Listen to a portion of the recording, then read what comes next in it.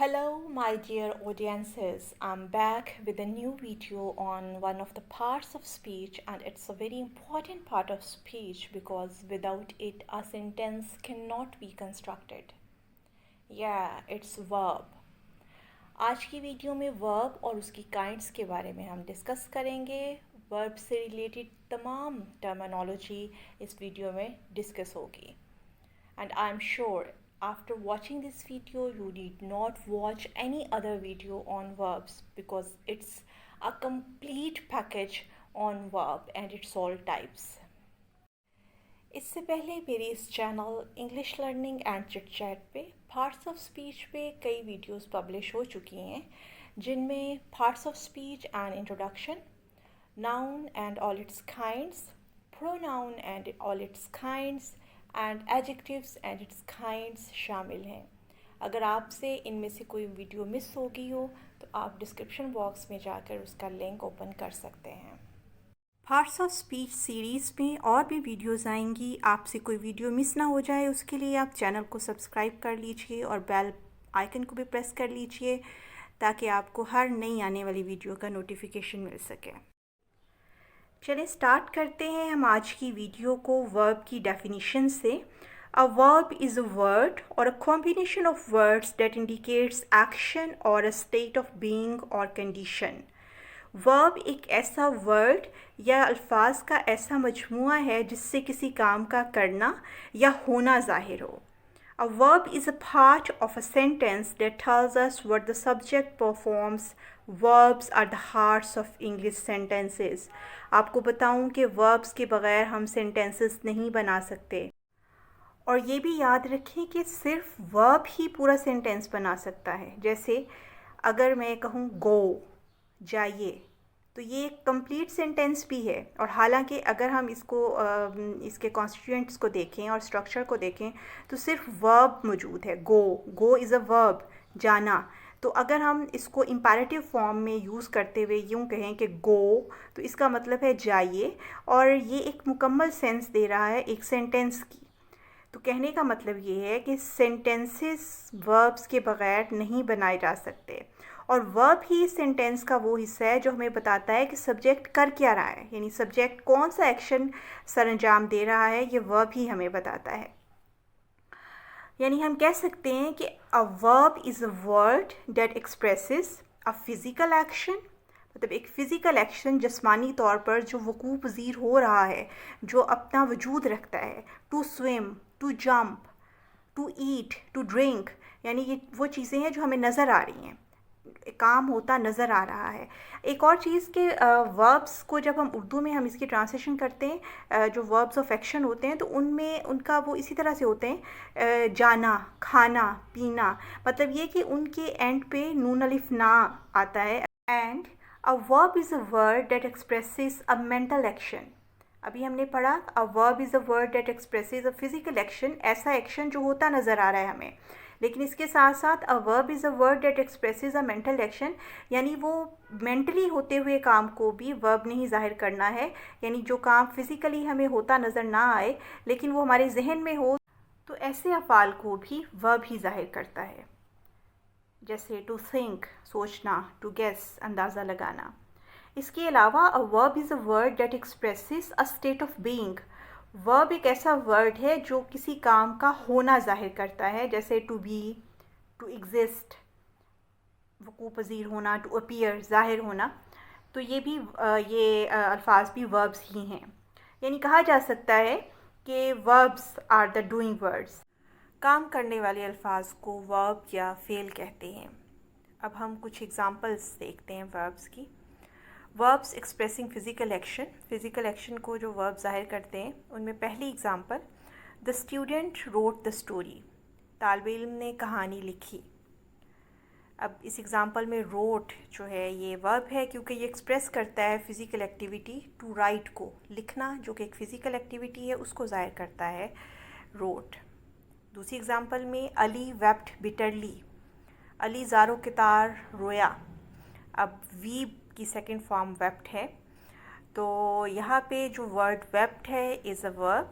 It expresses the physical activity to weep, रोना.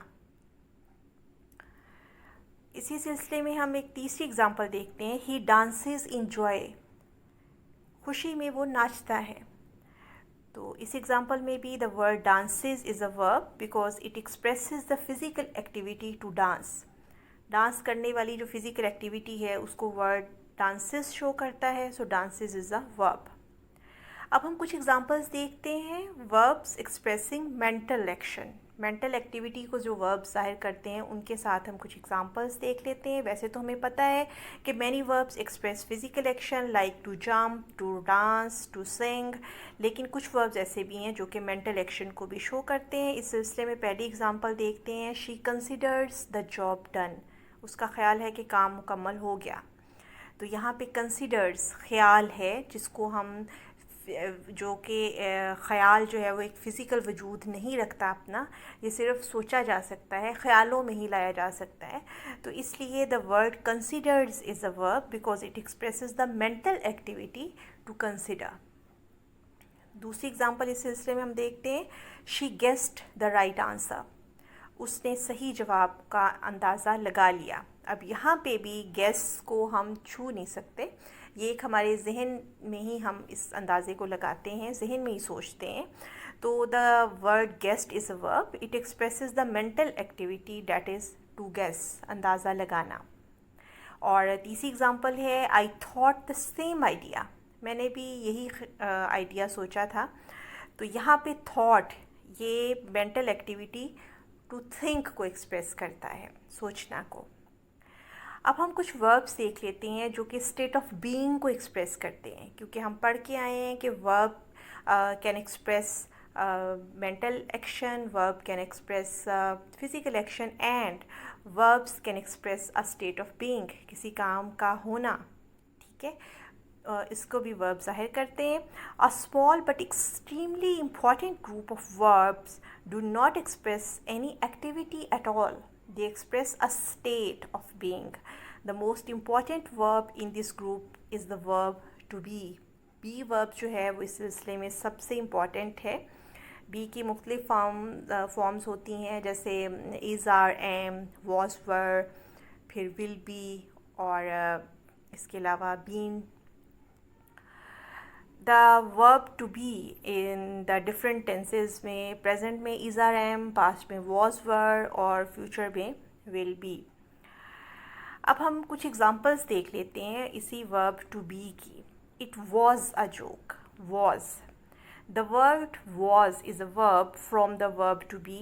यहाँ पे past tense में be की जो form हमने यूज़ की है वो was यूज़ की है, तो यहाँ पे was is a verb क्योंकि वो किसी काम का होना जाहिर करता है, यानी जोक का होना, इट वॉज अ जोक। ठीक है, और आई एम अ स्टूडेंट, यहाँ ये भी स्टेट ऑफ बीइंग को ही जाहिर करता है कि मैं एक स्टूडेंट हूँ। ठीक है, तो यहाँ पे एम वर्ब जो है ये भी बी की एक फॉर्म है जो कि प्रेजेंट फॉर्म है वर्ब टू बी की। Some other verbs that express a state of being are seemed, looked।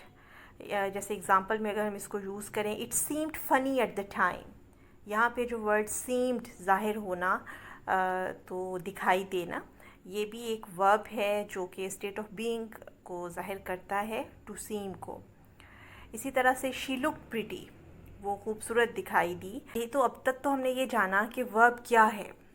Verb is a word और a group of word to express an action or a state of being। अब हम verbs की types को देखते हैं।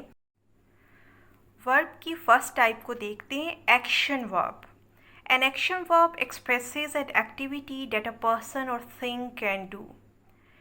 action verb उस काम को जाहिर करता है जो कोई शख्स या चीज़ कर सकती है। कोई शख्स या चीज़ जो काम सरअंजाम देता है उस काम को एक्शन वर्ब कहते हैं।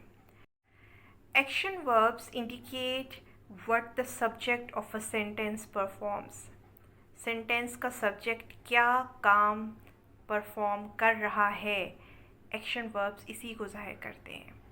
क्योंकि अभी हमने इसकी डेफिनेशन में भी पढ़ा है कि वो ये एक्शन वर्ब उस एक्टिविटी को एक्सप्रेस करता है जो कि पर्सन या थिंग सर अंजाम देती है। तो हमें पता है कि पर्सन या थिंग इज़ अ नाउन, और सेंटेंस में जो सब्जेक्ट का काम करते हैं वो नाउन या प्रोनाउन ही करते हैं, ठीक है। तो an action verb indicate what the subject of the sentence performs. Sentence का सब्जेक्ट क्या काम कर रहा है, वो काम जो है that is the action verb. Example देखते हैं, lily Yeats cake, lily cake खाती है। अब ईटिंग खाना जो है is something lily can do. Eating वो काम है जो लिली परफॉर्म कर रही है या परफॉर्म करती है या वो कर सकती है, ठीक है। इसी तरह से द लायन चेस्ड द गोट, शेर ने बकरी का पीछा किया। अब चेस्ड जो वर्ब है यहाँ पे, तो chasing is something that the lion can do. जो काम शेर सरंजाम दे सकता है या परफॉर्म उसने किया है अभी या वो परफॉर्म कर सकता है, डेट इज़ चेजिंग, जो वर्ब पीछा करना, ठीक है। तो ये यहाँ पे इन सेंटेंसेस में ईट्स और चेस्ड ये दोनों वो वर्ब्स हैं जो कि अपने सब्जेक्ट्स की उनके सब्जेक्ट्स जो काम कर रहे हैं उस काम को जाहिर कर रहे हैं। अब इन्हीं एग्जांपल्स को जहन में रखते हुए आप कुछ नए सेंटेंसेस देखिए। यहाँ पे ये फर्स्ट एग्जांपल थी, lily Yeats cakes. Physically lily कोई काम सरंजाम देती है और वो क्या है, वो केक खाती है। लेकिन अगर मैं इस तरह से कहूँ लिली लाइक्स केक्स, तो यहाँ पे मतलब है इसका लिली केक पसंद करती है। तो पिछली एग्जांपल में ईटिंग जो थी वो ऐसा एक्शन था जो होता नज़र आ रहा था, खाती नज़र आ रही थी वो हमें, जबकि यहाँ पे लाइक्स जो है it's something not related to physical activity, यानी ये फिज़िकली ये चीज़ नहीं हो रही होती बल्कि इट्स अ स्टेट, ये एक हालत है। यानी लिली केक को पसंद करती है, ये उसकी हालत हो सकती है, ये वो एक्शन नहीं है जो उस वक्त वो परफॉर्म कर रही है, फिज़िकल एक्शन नहीं है, ठीक है। इसी तरह से द लायन इज़ हंगरी। अब यहाँ पे पिछली एग्जांपल में हमने देखा था द लायन चेस्ड द गोट, ठीक है। तो उसने पीछा किया था, फिज़िकली पीछा करता वो नज़र देखा जा सकता है, वो नज़र आता है। जबकि द लायन इज़ हंगरी ये एक स्टेट है, हंगरी होना, ये एक फ़िज़िकल एक्टिविटी नहीं है, ठीक है। तो दोनों एग्जांपल्स में आप चेक कर लें कि एक्शन वर्ब्स में और जो वो वर्ब्स जो स्टेट को शो करते हैं उनमें क्या डिफरेंस हो सकता है। अब आगे हम एक्शन वर्ब्स की भी मज़ीद टाइप्स देखते हैं। Action verb can be transitive और इंट्रांजिटिव, या तो वो ट्रांजिटिव हो सकता है एक्शन वर्ब या इंट्रांजिटिव हो सकता है। इसलिए पहले हम देखते हैं ट्रांजिटिव वर्ब्स को। Transitive verbs must have a direct object. Transitive verb में ऑब्जेक्ट ज़रूर होता है, यानी ट्रांजिटिव वर्ब होता ही ऐसा वर्ब है जिसको अपना एक्शन कम्प्लीटली शो करने के लिए एक ऑब्जेक्ट की ज़रूरत पड़ती है। A transitive verb demands something or someone to be acted upon. उसका तकाजा है कि कोई चीज़ या कोई शख्स मौजूद हो जिसके ऊपर वो सरंजाम हो। It means it acts on something or someone. यानी किसी शख्स या चीज़ के ऊपर इस वर्ब ने पेश आना होता है। कुछ एग्जांपल्स देखते हैं ट्रांजिटिव वर्ब्स की। I painted the car. मैंने कार को पेंट किया। हमें बताना पड़ेगा आई पेंटेड व्हाट, ठीक है, क्या मैंने पेंट किया। I painted a wall, I painted a door, I painted a car. So मुझे बताना पड़ेगा, ठीक है। सो कार जो ऑब्जेक्ट है यहाँ पे ये ज़रूरी है। इसी तरह से दूसरी एग्जांपल में she is reading the newspaper, वो न्यूज़पेपर पढ़ रही है। एक्चुअली द वर्ब रीड जो है it asks a question, what is she reading, क्या रीडिंग कर रही है वो, तो हमें बताना पड़ेगा ऑब्जेक्ट के साथ, और ऑब्जेक्ट इस सेंटेंस में है द न्यूज़पेपर। यहाँ पे मैं आपको ये बात बता दूँ कि द वर्ब पेंटेड और रीडिंग इन एग्जांपल्स में जो वर्ब्स यूज़ हुए हैं ये यहाँ पे एज ट्रांजिटिव वर्ब यूज़ हुए हैं, लेकिन इन वर्ब्स को टू पेंट टू रीड को इंट्रांजिटिवली भी हम यूज़ कर सकते हैं। एक और अहम बात जो आपको जहन में रखनी चाहिए वो ये कि आप सेंटेंस के अंदर डायरेक्ट ऑब्जेक्ट को कैसे फाइंड आउट कर सकते हैं। तो उसके लिए आप क्या करें, the direct object of a transitive verb can be found by finding the verb and asking what. पहले आप सेंटेंस में वर्ब को फाइंड आउट कर लें और उसके साथ व्हाट लगा लें, तो उस व्हाट को जो चीज़ आंसर करेगी that is the direct object. जैसे इन्हीं एग्जांपल्स में हम देखते हैं पेंटेड व्हाट, तो the answer is the car, तो the car is the direct object. Reading what, the answer is the newspaper, so the newspaper is the direct object. अब हम आगे चलते हैं इंट्रांजिटिव वर्ब्स की तरफ। तो इंट्रांजिटिव वर्ब्स वो होते हैं जिनको अपना एक्शन कंप्लीट करने के लिए किसी ऑब्जेक्ट की ज़रूरत नहीं पड़ती। Intransitive verbs do not act upon anything, वो किसी चीज़ पर या किसी शख्स पर वकूफ़ पज़ीर नहीं होते। They may be followed by an adjective, adverb, preposition और another part of speech, but there is no direct object. Direct object sentence में नहीं हो सकता। एग्जाम्पल्स देखें, शी स्माइल्ड, वो मुस्कुराई, तो the verb smile can not have any object since the action of smiling does not follow upon anything और anyone. तो ये जो स्माइलिंग है, ये किसी चीज़ पर ये वाला एक्शन परफॉर्म नहीं होना होता, खुद ही बंदा स्माइल करता है। तो शी स्माइल्ड, ये जो स्माइल्ड है इट्स एन इंट्रांजिटिव वर्ब। इसी तरह से आई वेक अप एट 6 AM, तो इस सेंटेंस में भी डायरेक्ट ऑब्जेक्ट नहीं है। वेक जो है उसको किसी ऑब्जेक्ट की ज़रूरत नहीं है। अभी हमने एक्शन वर्ब्स और आगे उनकी दो टाइप्स ट्रांजिटिव और इनट्रांजिटिव वर्ब्स को देखा। अब हम नेक्स्ट टाइप ऑफ वर्ब देखते हैं, that is stative verbs. A stative verb expresses a state of being rather than an action.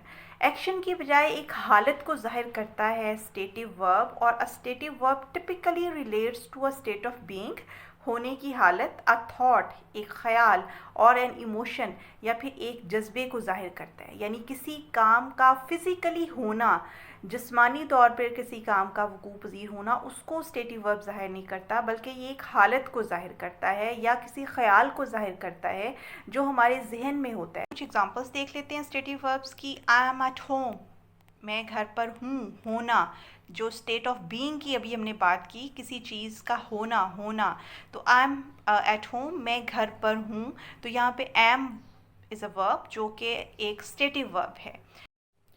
Next example, she believes in aliens, तो बिलीव जो है आपका वो भी एक मेंटल आपकी एक्टिविटी है, फिज़िकली ये काम नहीं हमें दिखाई देता होता हुआ, तो बिलीव्स इन भी एक स्टेटिव वर्ब है। ही फील्स सेटिस्फाइड, वो बहुत मुतमईन महसूस होता है, तो यहाँ पे भी फील्स जो है वो फीलिंग तो है, लेकिन वो कोई काम ज़ाहिरन नहीं हो रहा, ठीक है, वकूफ़ पज़ीर नहीं होता नज़र आ रहा, तो ये जो फील्स है it is also a stative verb. Well, अब हम देखते हैं next type of verbs, that is very important type, and it is finite verb. Finite verbs are the actual verbs which are called the roots of sentences. जब हमने sentences बनाने होते हैं तो हमें finite verbs ही help out करते हैं। correct sentences, मुझे ये कह लेने दीजिए कि सही sentence बनाने के लिए सही finite verb लगा होना ज़रूरी है।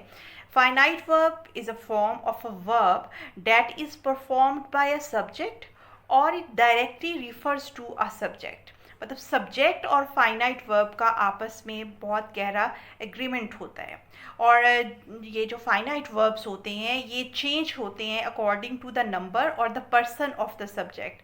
सब्जेक्ट के नंबर के हिसाब से, ठीक है, वो एक है, सिंगुलर है या प्लूरल है, उसके हिसाब से भी फाइनाइट वर्ब्स चेंज होते हैं, और सब्जेक्ट के पर्सन के हिसाब से, जैसे ही, शी, इट है और आई है, यू है, मतलब हम पर्सन को देखते हैं सब्जेक्ट के, और उसके हिसाब से भी फाइनाइट वर्ब अपनी सूरत को चेंज करता है।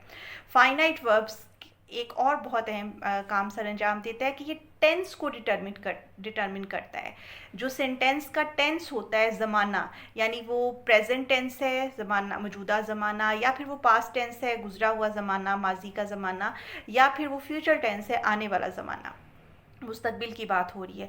तो इन टेंसेस को भी डिस्क्राइब करने के लिए हम फाइनाइट वर्ब्स को यूज़ करते हैं। यानी फाइनाइट वर्ब्स इस लिहाज से सेंटेंस मेकिंग में बहुत अहम है क्योंकि ये सब्जेक्ट के साथ डायरेक्टली रिलेट करता है। सेकेंडली ये चेंज होता है, यानी ये सब्जेक्ट के पर्सन को और नंबर को जाहिर करता है, और इसके साथ साथ ये सेंटेंस के टेंस को भी जाहिर करता है, ज़माने को भी जाहिर करता है कि प्रेजेंट पास्ट फ्यूचर किस ज़माने में वो फेल जो है, वो वर्ब जो है, वो एक्शन जो है वो वकूफ़ पज़ीर हुआ है।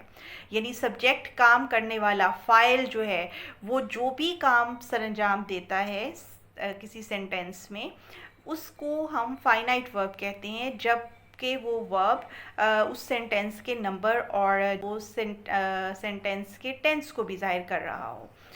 जैसे अब कुछ एग्जांपल्स हम इसकी देखते हैं।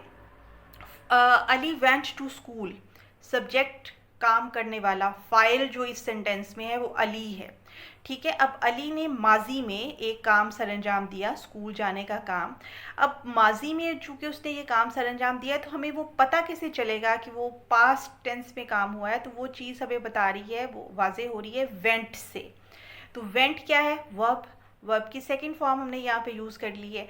यानी कि जब हमने सेंटेंस के टेंस को दिखाना चाहा कि वो पास्ट में है, तो हमने इस फाइनाइट वर्ब को चेंज कर दिया। वैसे इसकी फर्स्ट फॉर्म जो है वो गो होती है, लेकिन अब हमने यहाँ पे उसको वेंट कर दिया, यानी उसको टेंस को शो किया। तो फाइनाइट वर्ब्स अब आप देखें कि कितने इंपॉर्टेंट है कि इन्हीं पे ये टेंस को भी ज़ाहिर इन्होंने नहीं करना होता है सेंटेंस में।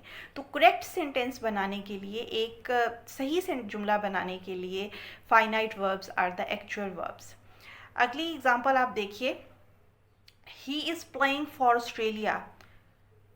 इज़ प्लेइंग ही है सिंगुलर, और साथ ही हम अगर इसका ये देखें कि ये इसका पर्सन जो है वो थर्ड पर्सन सिंगुलर है, तो उसके साथ हमने ही लगाया, इज़ लगाया है, हमने एम नहीं लगा दिया, हमने आर नहीं लगा दिया, इसलिए कि ये ही के साथ रिलेट कर रहा है इज़ जो है। ठीक है, तो इस वर्ब जो है ये एक तो हमें सब्जेक्ट के नंबर और पर्सन को बता रहा है, सेकेंडली वो ज़माने को भी बता रहा है कि इज़ प्रेजेंट टेंस में ये काम हो रहा है, मौजूदा ज़माने में ये काम हो रहा है। तो इस तरह से is the finite verb here. He is playing for Australia. इसी तरह से he is one of the best players. He is one of the best players में यहाँ पे भी ही के सब्जेक्ट के बारे में इज़ ही हमें सारी डिटेल्स दे रहा है, तो ज़माने के बारे में भी हमें यही बता रहा है। इस तरह से इन तीनों एग्जांपल्स में जो वर्ब हैं वेंट और इज़, ये सब्जेक्ट को डायरेक्टली रेफ़र कर रहे हैं। ठीक है, तो that is why they are the finite verbs. ये जो सेकंड एग्जांपल में प्लेइंग है, he is playing for Australia, ये अभी हम थोड़ा सा आगे जाके भी इसको डिस्कस करेंगे। नॉन फाइनाइट वर्ब्स में जब जाएंगे तो फिर ये एग्जांपल और अच्छे से डिस्कस हो जाएगी। अब हम नेक्स्ट टाइप ऑफ वर्ब देखते हैं, that is non finite verbs. Non finite verbs का सब्जेक्ट नहीं होता, ठीक है, और ज़माने के साथ भी इनका कोई डायरेक्ट ताल्लुक नहीं बनता। दरअसल बात ये है कि ये वर्ब के तौर पर काम ही नहीं कर रहे होते। ठीक हो गया, यानी ये वर्ब फॉर्म्स तो होती हैं, they are also called the verbals, यानी ये वो वाली फॉर्म्स हैं जो वर्ब से बनती हैं, लेकिन ये वर्ब के तौर पर काम ही नहीं कर रही होती। कभी ये एडजेक्टिव के तौर पर काम करती हैं, कभी नाउन के तौर पर, और कभी एडवर्ब के तौर पर। तो जाहिर है जब ये वर्ब के तौर पर काम ही नहीं करेंगी तो इनका सब्जेक्ट कैसे हो सकता है। ठीक है, non finite verbs are not the actual verbs, they do not work as verbs in a sentence, rather they work as nouns, adjectives or sometimes adverbs. Non-finite verbs do not change according to the number or person of the subject, because these verbs, जिन्हें हम verbals भी कहते हैं, do not have any direct relation to the subject. Subject के साथ इनका कोई direct relation नहीं होता, क्योंकि बेसिकली ये सब्जेक्ट के को रिफ़र ही नहीं कर रहे होते, इनका अपना सब्जेक्ट होता ही नहीं है सेंटेंस में। ठीक है, तो sometimes they become the subject themselves. बाज़ ऐसे होता है कि वो खुद सब्जेक्ट के तौर पर काम कर रहे होते हैं, ये जो वर्बल्स हैं या नॉन फाइनाइट वर्ब्स हैं। यानी हम इन्हें नॉन फाइनाइट वर्ब्स इसलिए कहते हैं कि ये वर्ब से बन रहे हैं, ये वर्ब्स से बनने वाली फॉर्म्स हैं, लेकिन ये एक्चुअल वर्ब्स नहीं हैं, क्योंकि ये वर्ब के तौर पर काम नहीं करते। दी अब जो फॉर्म्स बनती हैं वर्ब से और जिनको हम नॉन फाइनाइट वर्ब्स कहते हैं वो कौन कौन सी हैं? The forms of non finite verbs are infinitive. Infinitive क्या होता है? To plus first form of verb. To के साथ वर्ब की फर्स्ट फॉर्म हम लगाते हैं तो इन्फिनेटिव बन जाता है। इसका भी सेंटेंस में अपना सब्जेक्ट नहीं होता। जेरेंड, जेरेंड क्या होता है? वर्ब की फर्स्ट फॉर्म के साथ हम आईएनजी लगाते हैं और वर्ब की फर्स्ट फॉर्म के साथ आईएनजी लगाने से जो जेरेंड बनता है वो एज अ नाउन काम करता है। और सेंटेंस में नाउन या तो एज अ सब्जेक्ट काम करेंगे या फिर एज एन ऑब्जेक्ट काम करेंगे। एक और फॉर्म जो नॉन फाइनाइट वर्ब्स की है वो पार्टिसिपल्स हैं। अब पार्टिसिपल्स दो तरह के होते हैं, present participle and past participle. जो प्रेजेंट पार्टिसिपल होता है वो ये है कि वर्ब की फर्स्ट फॉर्म के साथ हम आईएनजी लगाते हैं और वो एज एन एडजेक्टिव काम करता है। अभी हमने पढ़ा जब हम वर्ब की फर्स्ट फॉर्म के साथ आईएनजी लगाते हैं और वो एज अ नाउन काम करता है तो then it is called gerund. और अगर हम वर्ब की फर्स्ट फॉर्म के साथ आईएनजी लगाते हैं और वो एज एन एडजेक्टिव काम करता है then it is called present participle. और पास्ट पार्टिसिपल क्या होते हैं? जब वर्ब की फर्स्ट फॉर्म के साथ हम ईडी या ईएन लगाते हैं तो then it is called past participles. अभी हम जो मैंने थोड़ी देर पहले बात की थी जब हम फाइनाइट वर्ब्स पढ़ रहे थे तो वहाँ पे एग्जांपल थी ही इज़ प्लेइंग फॉर ऑस्ट्रेलिया। तो मैंने कहा था मैं इस प्लेइंग की अभी बात करती हूँ। तो वही चीज़ अभी मैं कहने लगी हूँ कि जो पार्टिसिपल्स होते हैं they become finite verbs when they take auxiliaries.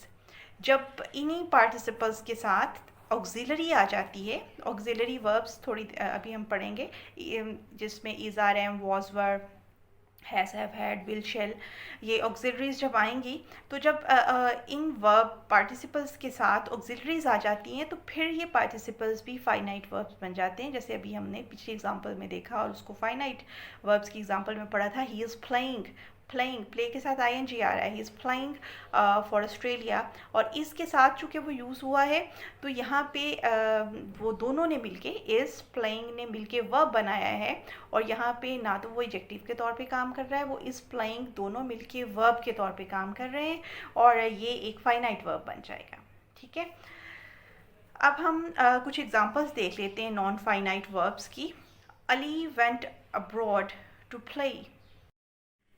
इस एग्जांपल में अली सब्जेक्ट है और इस सब्जेक्ट का जो वर्ब है that is went. Went verb हमें अली की एक्टिविटी के बारे में भी बता रहा है, एट द सेम टाइम ये टेंस के बारे में भी बता रहा है जो माजी में हुआ। और इसी में आगे देखें, Ali went abroad to play. अब यहाँ पे जो टू प्ले है ये to plus first form of verb, ये इन्फिनेटिव है एक्चुअली। और इन्फिनेटिव भी यहाँ पे एज एन एडवर्ब काम कर रहा है। ठीक है, second example, playing cricket is his only job. अब यहाँ पे प्लेइंग, प्ले के साथ आईएनजी यानी फर्स्ट फॉर्म ऑफ वर्ब के साथ आईएनजी आया हुआ है तो ये प्रेजेंट पार्टिसिपल है यहाँ पे। प्लेइंग क्रिकेट, क्रिकेट खेलना। ठीक है, क्रिकेट जो है वो नाउन है, उसको डिस्क्राइब कर रहा है।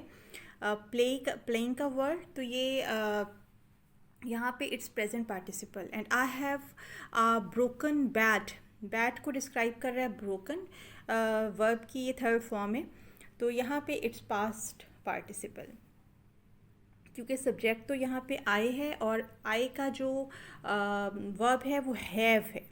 ठीक है, अब इसी तरह से walking is a good habit. Walking यहाँ पे वॉक प्लस आईएनजी है फर्स्ट फॉर्म ऑफ वर्ब तो यहाँ पे जो वॉकिंग है ये एक नाउन के तौर पर काम कर रहा है, एक सब्जेक्ट के तौर पर काम कर रहा है सेंटेंस में और इसका अपना वर्ब मौजूद है इज़, यानी वॉकिंग जो है तो वो वर्ब फॉर्म लेकिन वो काम एज अ नाउन कर रही है तो ये जेरेंड है। Let's see next type of verb that is linking verb. नाम से ही जाहिर है कि वो लिंक पैदा करेंगे। अब हमने ये देखना है कि वो किन दो चीज़ों के दरमियान लिंक पैदा कर रहे हैं। A linking verb adds details about the subject of a sentence. In its simplest form, it connects the subject and the complement. यानी subject और complement के बीच में link पैदा करते हैं, that is why they are called linking verbs. और complement क्या होता है? complement वो words होते हैं जो इस linking verb के बाद में आते हैं। मतलब sentence में subject फिर linking verb और उसके बाद जो words आएंगे वो कॉम्प्लीमेंट कहलाएंगे। कॉम्प्लीमेंट होता है कंप्लीट करने वाला, यानी सेंटेंस का वो हिस्सा जो सेंटेंस को कंप्लीट करता है, सब्जेक्ट के बारे में मज़ीद हमें डिटेल्स बताता है। और इन डिटेल्स को सब्जेक्ट के साथ कनेक्ट करता है लिंकिंग वर्ब। ठीक है, it creates a link between them instead of showing action. कुछ एक्शन शो नहीं कर रहा होता, लेकिन ये कनेक्शन शो कर रहा होता है।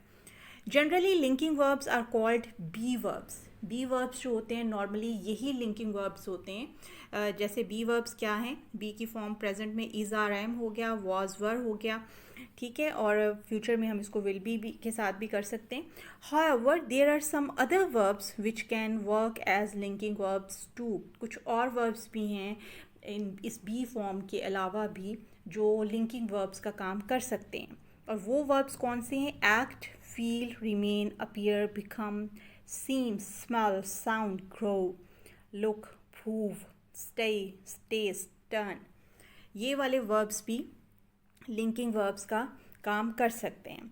लेकिन अब हमने ये देखना है कि ये वाले आप बल्कि आपने नोटिस भी किया होगा, इसमें बहुत सारे वर्ब्स ऐसे हैं जो एक्शन वर्ब का काम भी करते हैं। तो लेकिन ये है कि इनमें कुछ वर्ब्स, लेकिन ये इसके साथ साथ लिंकिंग वर्ब्स का काम भी करेंगे। तो ये देखने के लिए कि क्या ये लिंकिंग वर्ब्स हैं सेंटेंस के अंदर, तो हमें ये करना है कि हम इसको इस तरह से चेक कर सकते हैं कि हम इनको रिप्लेस करेंगे।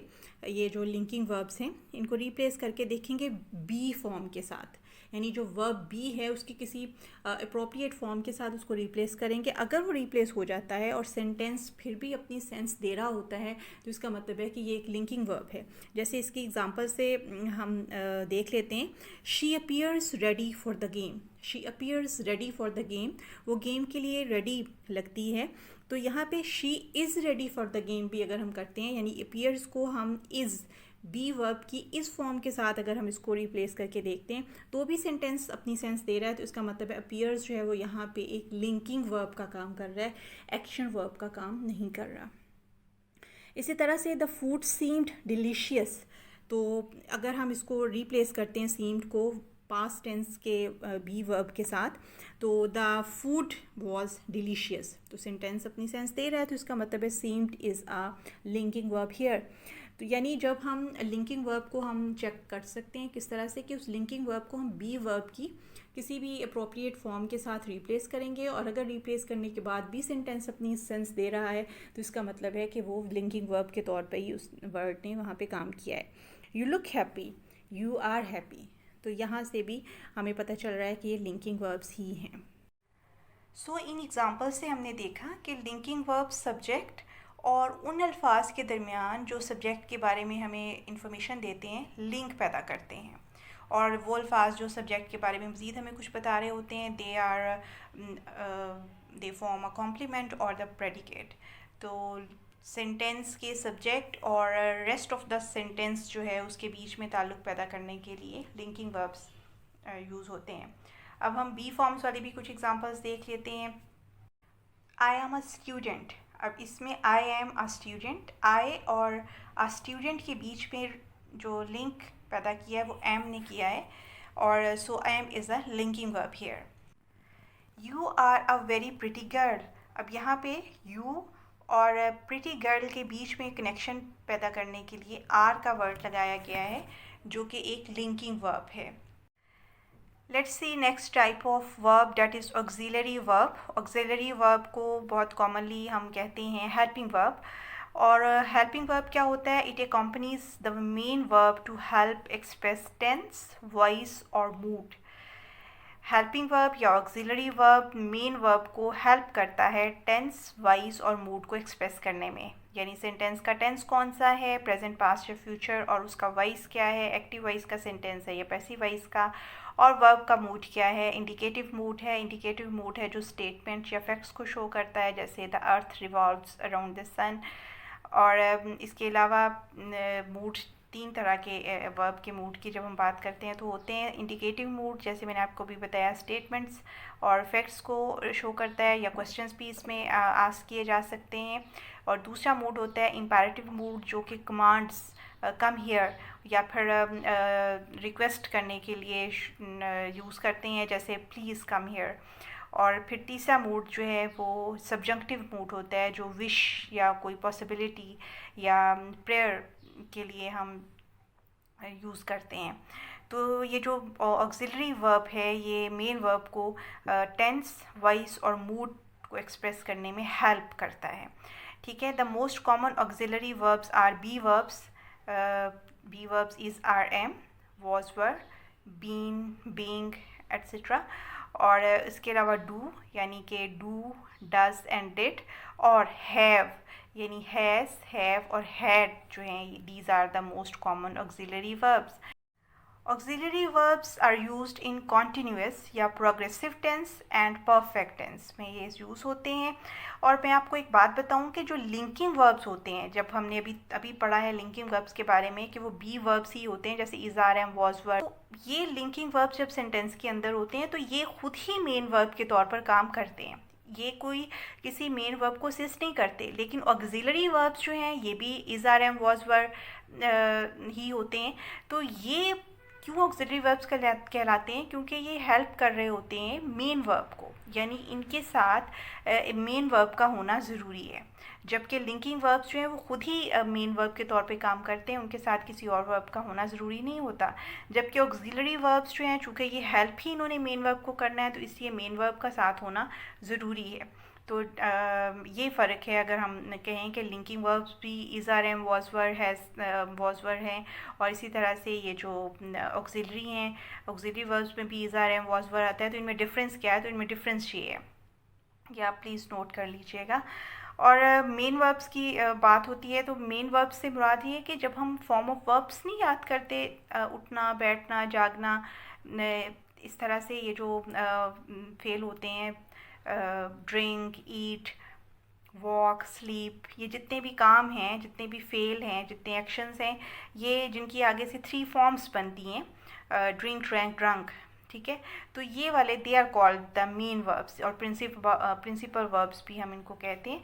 तो इन वर्ब्स के साथ, इन मेन वर्ब्स या प्रिंसिपल वर्ब्स के साथ हेल्प के तौर पर जो वर्ब्स काम करते हैं, they are called auxiliary verbs. जब हम डू ऑक्सिलरी वर्ब की बात करते हैं तो do is an auxiliary verb that is used to ask questions, do you know me, ठीक है, या फिर to express negation, he does not know me, या फिर to provide emphasis, do come, ज़रूर आइए। ठीक है, जब हमने ताकीदन कोई बात करनी हो, एम्फेसिस देकर, ज़ोर देकर कोई बात करनी हो, तो तब भी हम डू वर्ब जो है उसको यूज़ करते हैं, डू ऑक्सिलरी को। कुछ एग्जांपल्स देख लेते हैं हम ऑक्सिलरी वर्ब्स की। Lily has eaten pies.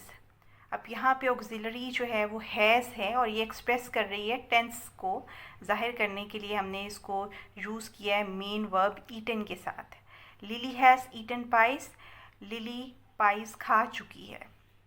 ठीक है, second example, the food has been prepared, खाना तैयार कर लिया गया है। अब यहाँ पे auxiliary verbs has been help करते हैं किस चीज़ को एक्सप्रेस करने में? वॉइस को। और ये सेंटेंस जो है, the food has been prepared, खाना तैयार कर लिया गया है, ये पैसिव वॉइस का टेंस है।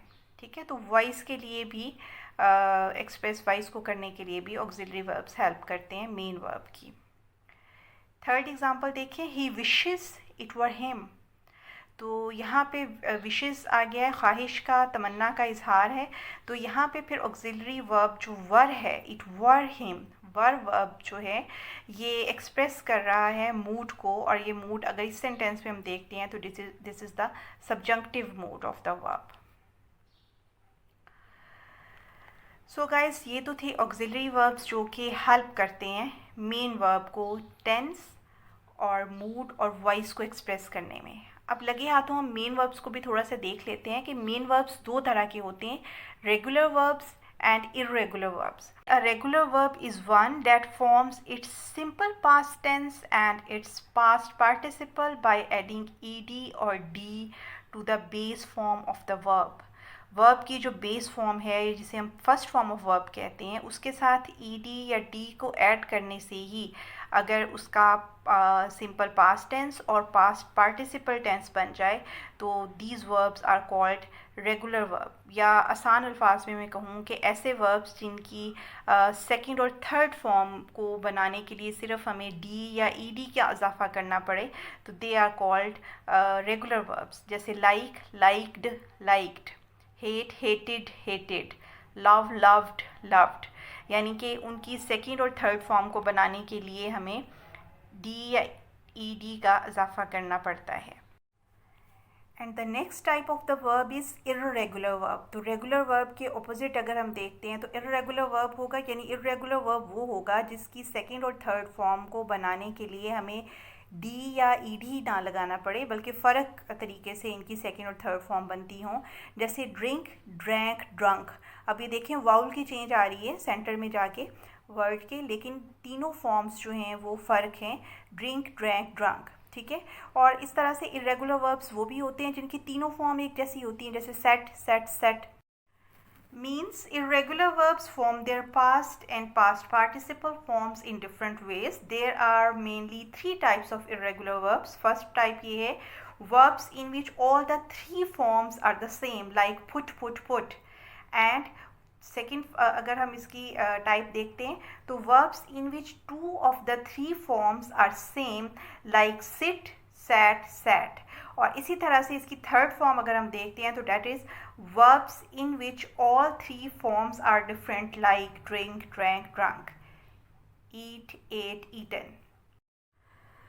Let's move towards our next type of verb, that is modal verb. A modal verb is a type of auxiliary verb used to express ideas such as ability, possibility, permission and obligation. जिस तरह से auxiliary verbs main verbs के साथ use होते हैं help करने के लिए to express tense, mood and voice, इसी तरह से मॉडल वर्ब्स भी मेन वर्ब के साथ यूज़ होते हैं किस तरह के आइडियाज़ को एक्सप्रेस करने के लिए। एबिलिटी, किसी चीज़ को करने की काबिलियत, पॉसिबिलिटी, किसी इम्कान को ज़ाहिर करने के लिए, और परमिशन या इजाज़त चाहने के लिए, और ऑब्लिगेशन या फिर कोई अखलाकी फरीज़े के को ज़ाहिर करने के लिए। जो मॉडल ऑक्सिलरीज होती हैं वो कौन कौन सी हैं? Can, could, may, might, must, ought to, shall, should, will and would. Examples देखते हैं। Rabi can eat a lot of pies, can eat a lot of pies, यानी यहाँ पे राबी की खाने की एबिलिटी को ज़ाहिर किया गया है कि वो इतनी ज़्यादा पाइस को खा सकती है, यानी ये काम वो कर सकती है, करने की अहलियत रखती है। तो इस अहलियत को शो करने के लिए हमने मेन वर्ब ईट के साथ कैन का वर्ड लगाया है। तो यहाँ पे मॉडल वर्ब कैन जो है it helps to express the idea of ability, अहलियत को जाहिर कर रहा है। अगर हम इसी सेंटेंस को इस तरह से कहें, Rabi might eat that pie before she gets home. Might eat मतलब इम्कान है इस चीज़ का कि वो इस पाई को खा लेगी जब घर पहुंचने से पहले। तो यहाँ पे चूँकि इम्कान की वजाहत हो रही है तो ये माइट जो है ये एक्सप्रेस कर रहा है आइडिया ऑफ पॉसिबिलिटी को, ठीक है। मुमकिना जो भी सूरत हाल है उसको ज़ाहिर करने के लिए भी हम मॉडल वर्ब ही लगाते हैं, और यहाँ पे मॉडल वर्ब है माइट। मे, माइट जो है वो इसी पॉसिबिलिटी को शो करने के लिए यूज़ होते हैं। इसके अलावा Rabi may eat as many pies as she likes, वो जितनी पाइज पसंद करती है उतनी पाइज वो खा सकती है, ठीक है। यहाँ पे जो मे है it helps to express the idea of permission, मतलब उसको इजाज़त ये है कि तुम जितना चाहो खा सकती हो, जितनी तुम्हें पाइस पसंद हैं, जितना ज़्यादा खाना उतनी खा सकती हो। तो ये उसको चूँकि इजाज़त दी गई है तो इजाज़त का मामला है, तो यहाँ पर भी हमने मॉडल ऑक्सिलरी मॉडल वर्ब लगाया है और डेट इज़ मे। उसके बाद अगली एग्जांपल में आप देखिए, Rabi should give you some of that pie because you bought it. Rabi को आपको उस पाई में से ज़रूर कुछ ना कुछ देना चाहिए क्योंकि आपने ही तो उस पाई को ख़रीदा है, ठीक है। तो अब यहाँ पे एक ऑब्लिगेशन है, यानी उसको इखलाकी तौर पर ये करना चाहिए कि आपको कुछ खाने को देना चाहिए क्योंकि आप ही तो लाए हो। तो इसलिए फिर यहाँ पे शुड का जो वर्ड है जो गिव के साथ मेन वर्ब के साथ हमने यूज़ किया है वो एक मॉडल वर्ब है क्योंकि वो एक ऑब्लिगेशन को शो कर रहा है, एक इखलाकी फ़र्ज़ को शो कर रहा है। ठीक हो गया। So let's move forward. हम अगली टाइप वर्ब की देखते हैं, that is phrasal verb. Phrasal verb, ठीक है। A phrasal verb is a verb made up of more than one word. एक से ज़्यादा वर्ड्स जब मिलकर बनते हैं, ग्रुप बनाते हैं, तो वो फिर फ्रेजल वर्ब कहलाता है। ठीक है, यूजुअली 2 वर्ड्स मिलते हैं और वो एक नया वर्ब बना देते हैं। अच्छा, अब ये है कि ये जो फ्रेजल वर्ब में जो वर्ब से दिखाई देने वाले या नज़र आने वाले या ज़ाहिरन जो उनके मीनिंग्स हैं, उनसे हट के फ्रेजल वर्ब्स के मीनिंग्स होते हैं। ठीक है, a phrasal verb has a main verb and an other verb, और वो जो दूसरा उसके साथ वर्ब होता है वो प्रपोजिशन भी हो सकता है या फिर कोई पार्टिकल हो सकता है। Phrasal verb usually has a meaning different to the main verb. वो जो उसमें एक मेन वर्ब यूज़ हुआ है उससे डिफरेंट मीनिंग जो है वो फ्रेजल वर्ब रखता है। एग्जाम्पल से आपको बात वाज़ेह हो जाएगी। A thief will often break a window to break in. अब यहाँ पे देखें, ब्रेक इन एक फ्रेजल वर्ब है और इसी सेंटेंस में पहले हमने मेन वर्ब एक पढ़ा है, break. A thief will often break a window to break in. अब यहाँ पे आप देखें, ब्रेक मेन वर्ब है और ब्रेक इन एक फ्रेजल वर्ब है। तो ब्रेक का मीनिंग जो है वो तोड़ने की सेंस में है, जबकि ब्रेक इन का मतलब होता है नकब लगाना। ठीक है, घुस जाना किसी के घर में ज़बरदस्ती और चुपके से। ठीक हो गया। तो here the phrasal verb break in means to enter illegally. Illegally किसी के घर में घुस जाना, which is different to break, जबकि ब्रेक का मतलब तो होता है तोड़ना। तो इस तरह से फ्रेजल वर्ब्स के मेन वर्ब से डिफरेंट मीनिंग होते हैं। दूसरी एग्जांपल भी देख लें। The child whom he brought from the shelter home was brought up with care। अब brought, the child whom he brought, वो बच्चा जिसको वो शेल्टर होम से लाया था, उसकी बड़ी केयर के साथ, बड़ी मोहब्बत और के साथ परवरिश की गई। अब ब्रॉट अप जो है वो एक फ्रेजल वर्ब है और ब्रॉट जो है वो मेन वर्ब है। ब्रॉट का मीनिंग लाया जाना, यहाँ पे लाना की सेंस में है, और ब्रॉट अप का मतलब होता है परवरिश करना। ठीक है, तो क्वाइट डिफरेंट मीनिंग्स हैं फ्रेजल वर्ब और मेन वर्ब के। Here the phrasal verb brought up means to care for or to look after, which is different to bring। Bring के जो मीनिंग्स हैं उससे बहुत फ़र्क हैं फ्रेजल वर्ब जो brought up है उसके मीनिंग। अब ये तो कुछ टाइप्स हो गई हैं वर्ब्स की, लेकिन गाइस इसके साथ अभी हम जो जो चीज़ें पढ़ के आए हैं अब तक वर्ब की टाइप्स में, उसमें कुछ ख़ास टर्म भी हमने पढ़ी हैं, कुछ ख़ास टर्मिनोलॉजी हमने पढ़ी है वर्ब से रिलेटेड। और इस वीडियो में वो टर्मिनोलॉजी भी मैंने डिस्कस कर ली है ताकि आपको फिर कहीं इधर उधर देखने की, कोई और वीडियो सर्च करने की ज़रूरत ना पड़े उन टर्म्स को जानने के लिए। तो अब हम साथ साथ ज़रा देख लेते हैं उन टर्म्स को भी।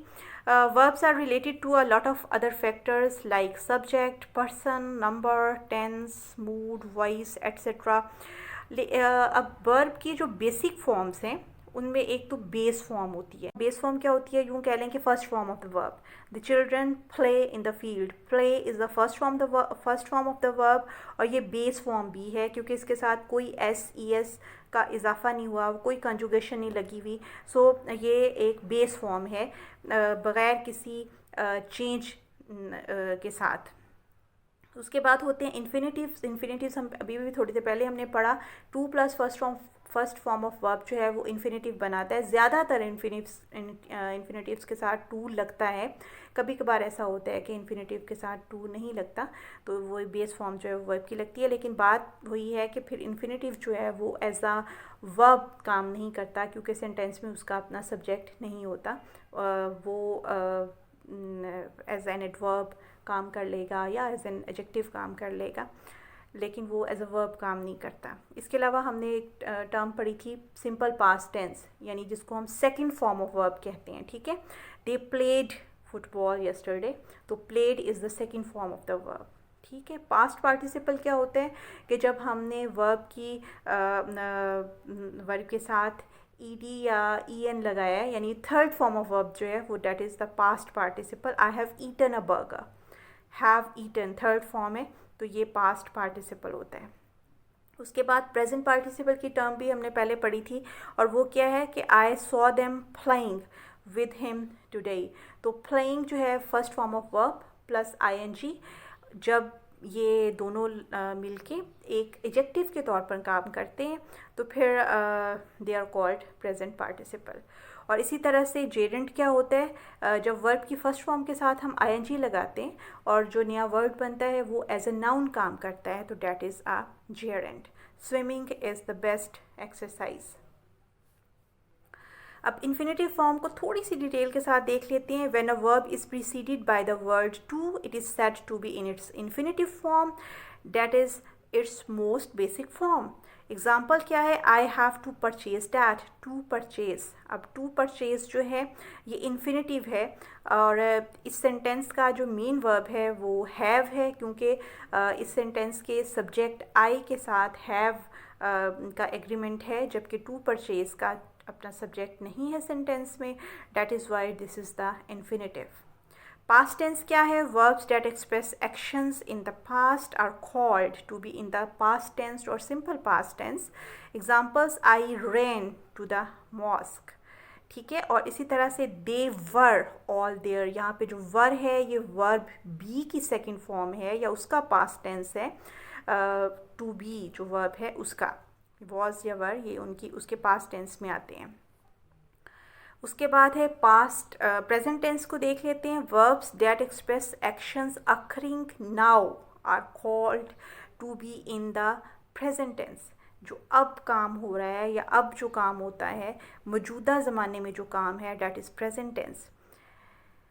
Jami jumps out the window.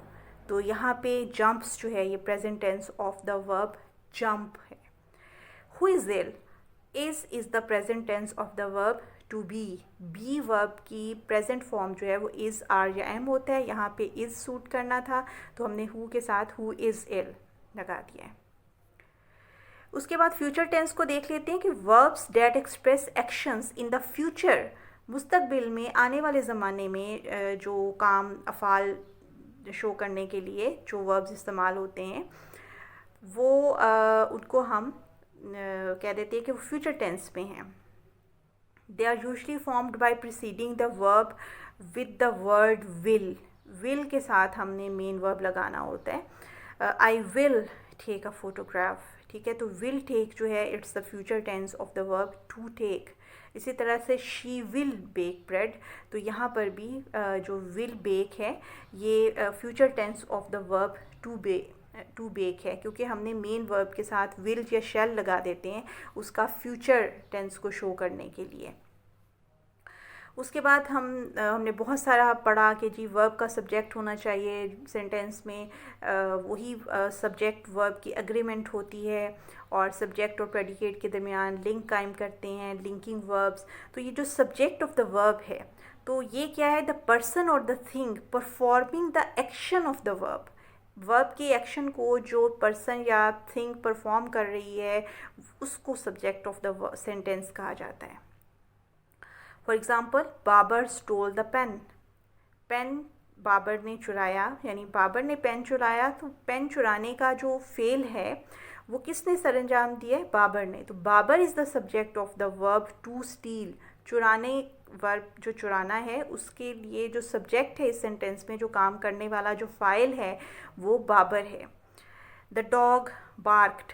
तो इस सेंटेंस में भी द डॉग कुत्ता भौंका. तो यहाँ पे भी जो कुत्ता है या द डॉग वर्ड है वो सब्जेक्ट है, काम करने वाला फाइल है सेंटेंस में. अच्छा, इसके अलावा हमने इस पूरे वीडियो में बहुत दफ़ा हमने ये पढ़ा जी direct object of a verb. जैसे हमने कहा कि ट्रांजिटिव वर्ब्स वो होते हैं जिनको अपना एक्शन कंप्लीट करने के लिए एक डायरेक्ट ऑब्जेक्ट की ज़रूरत पड़ती है. तो डायरेक्ट ऑब्जेक्ट क्या है, many verbs perform an action on something या someone. This is called the direct object of the verb. जिस चीज़ या जिस शख्स पे उस वर्ब ने एक्शन परफॉर्म किया है उसको हम ऑब्जेक्ट ऑफ द वर्ब कहते हैं. मफूल उसको हम कहते हैं जिसके ऊपर काम किया गया है. काम करने वाले को हम सब्जेक्ट कहते हैं, फाइल, और जिसके ऊपर काम किया जाए उसको हम मफूल कहते हैं. एग्जाम्पल्स देख लेते हैं. He killed the snake. He तो सब्जेक्ट है, किल वर्ब है.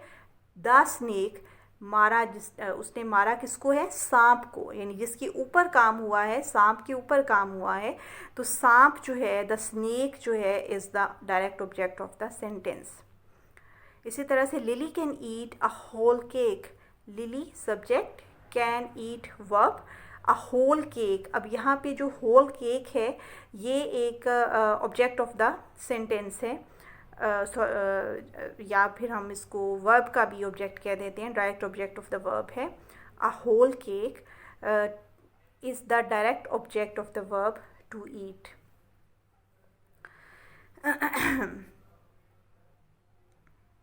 Sorry. Some verbs cannot have direct object. These verbs are called intransitive. ये हम लोग intransitive term पढ़ चुके थे. For example, the rain fell heavily. The rain fell, but it did not perform an action on anything. In this example, the verb to fall is an intransitive verb. उसके बाद हमने ये देखा है कि जो वर्ब्स जिनके डायरेक्ट ऑब्जेक्ट होते हैं दे आर कॉल्ड ट्रांजिटिव, ये वाला हम पढ़ आए हैं. Next term, indirect object of a verb. Some verbs have two objects, direct object and an indirect object. The indirect object is the person or thing for whom the action was performed. Indirect object वो person या thing है जिसके लिए action perform हुआ है, यानी वो चीज़ जिस पर एक्शन परफॉर्म हुआ है इज़ द डायरेक्ट ऑब्जेक्ट, और वो चीज़ जिसके लिए एक्शन परफॉर्म हुआ है is the indirect object. For example, the mother read the children a story. माँ ने बच्चों को एक कहानी सुनाई. अब यहाँ पे a story is the direct object, यानी क्या सुनाया, अ स्टोरी, और किन के लिए सुनाई, किन को सुनाई, the children is the indirect object. उसके बाद अगली टर्म है active voice. In an active sentence the subject of the verb performs the action. Subject जो सेंटेंस का है वो एक्शन परफॉर्म करेगा, ऐसे सेंटेंस को हम एक्टिव वॉइस का सेंटेंस कहते हैं. Kamran damage the crockery. Kamran ने डैमेज कर दिया क्रॉकरी को. अब यहाँ पे कामरान ने फेल सरंजाम दिया है, एक्शन किया है. This is an active sentence. Mother told a story. अब यहाँ पे माँ ने कहानी सुनाई, तो इस सेंटेंस में भी मदर इज़ द सब्जेक्ट, काम करने वाली माँ है. मदर टोल्ड अ स्टोरी, काम जो था वो कहानी सुनाने का था. तो यहाँ पे भी ये सेंटेंस एक्टिव सेंटेंस है. The next terminology used in this context is passive voice. The subject of a sentence does not always do the action of the verb. ज़रूरी नहीं है कि सेंटेंस का सब्जेक्ट हमेशा ही एक्शन परफॉर्म करेगा. Sometimes the action is done to the subject, means subject does not do anything, rather action is done to the subject. Such type of sentences are called passive sentences because the subjects are being passive, not active, that is not doing anything. For example, the bread was baked. रोटी पकाई गई. अब यहाँ पे पकाने वाले का जिक्र मौजूद नहीं है, जबकि सेंटेंस में जो सब्जेक्ट है डेट इज़ द ब्रेड, यानी ब्रेड मौजूद तो है लेकिन वो कुछ कर नहीं रहा, यानी सब्जेक्ट मौजूद है लेकिन वो कोई एक्शन परफॉर्म नहीं कर रहा. हम कहेंगे कि जो सब्जेक्ट है वो पैसिव फॉर्म में है, पैसिव है क्योंकि वो कोई एक्शन नहीं कर रहा. Passive verbs always comprise two parts. अभी इसी एग्जांपल में आप देख लें, वॉज बेक्ड, एक तो ऑक्सिलरी वर्ब है और उसके साथ एक मेन वर्ब है या प्रिंसिपल वर्ब है. ठीक है. The person doing the action of the verb in a passive sentence is usually shown with the word by. For example, the bread was baked by Lily. यानी अब जो action जिसने perform किया है उसको बाय के साथ शो कर दिया जाता है, और यहाँ पे इस सेंटेंस में जिसने एक्शन परफॉर्म किया है डेट इज़ लिली, और वो बाद में सेंटेंस के एंड पे बाय के साथ आया है, जबकि सेंटेंस का सब्जेक्ट द ब्रेड है जो कि कोई काम नहीं कर रहा, कोई एक्शन परफॉर्म नहीं कर रहा, वो पैसिव है. अभी थोड़ी देर पहले ही हम ये टर्म पढ़ के आए हैं, participle. Participles are formed from verbs. There are two types, present participle and past participle. Present participles end in ing and past participles have various endings. May be ED और ईएन। जो पार्टिसिपल्स होते हैं वो verb से बनते हैं, दो तरह के होते हैं। प्रेजेंट पार्टिसिपल जो कि आईएनजी पे एंड करते हैं, और दूसरे होते हैं पास्ट पार्टिसिपल्स जिनके एंड पे हो सकता है वर्ब के साथ ईडी या फिर ईएन लगा हुआ हो। ठीक है, यानी जब हम वर्ब्स को चेंज करेंगे और उनको चेंज करके आईएनजी फॉर्म लगाएंगे तो वो प्रेजेंट पार्टिसिपल हो जाएगा। इसी तरह से वर्ब को चेंज करते हुए ईडी या ईएन जब हम लगाएंगे तो वो पास्ट पार्टिसिपल हो जाएगा। इसके अलावा भी केसेस हो सकते हैं ईडी और ईएन के अलावा भी पास्ट पार्टिसिपल में। Past participles are classified as adjectives. Examples हम इसकी कुछ देख लेते हैं। Our business is badly affected by the soaring price of wool. हमारा कारोबार वूल की, ऊन की बढ़ती हुई कीमत की वजह से बुरी तरह से मुतासर है। अब यहाँ पे जो सोरिंग वर्ड है, सोर एक वर्ब है। अब हमने उसके साथ आईएनजी फॉर्म लगा के एक वर्ड नया बना लिया है, सोरिंग। और यहाँ पे सोरिंग जो है वो प्राइस को डिस्क्राइब कर रहा है, प्राइस के बारे में हमें मज़ीद कुछ बता रहा है, तो उसको मॉडिफाई कर रहा है। प्राइस एक नाउन है, तो नाउन को मॉडिफाई करने वाले वर्ड्स जो हैं वो एडजेक्टिव्स होते हैं। सोरिंग यहाँ पे प्रेजेंट पार्टिसिपल है क्योंकि वो एक एडजेक्टिव का काम कर रहा है। Next example is he is a forgotten hero. अब इस एग्ज़ाम्पल में the word forgotten is a verb form.